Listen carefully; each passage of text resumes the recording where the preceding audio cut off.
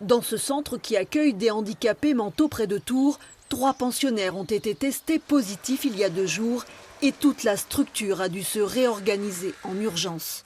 La zone verte, confinement préventif, des personnes qui présentent quelques signes mais rien de très palpable.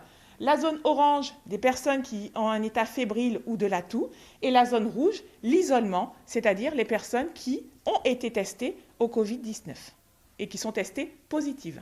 À l'écart, dans le bâtiment d'accueil transformé pour accueillir les malades, elles sont 2 à s'occuper des résidents confinés dans leur chambre.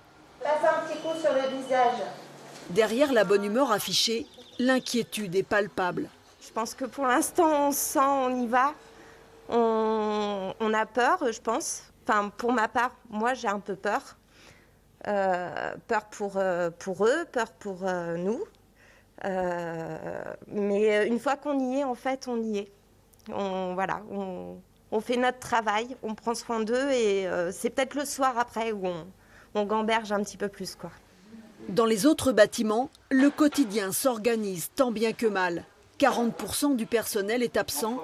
Ceux qui restent effectuent des rotations journalières de 12 heures au lieu de 7 et tentent de rassurer les 48 résidents. Certains ont de base des troubles du comportement et là on peut voir que ça peut s'intensifier parfois à certains moments de la journée, le soir parfois. Et puis on les connaît bien malgré tout, donc on le voit, leur comportement qui évolue aussi. Pas assez de masques, de blouses, ce centre d'hébergement pour handicapés mentaux n'échappe pas à la pénurie de matériel de protection, mais les salariés ont surtout le sentiment d'être laissés pour compte.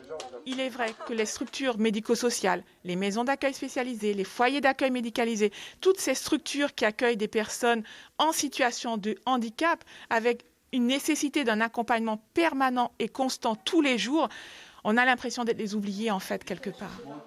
Les mesures de confinement, qui ont commencé très tôt ici, le 11 mars dernier, auront permis de retarder les premières contaminations, mais pas de les éviter.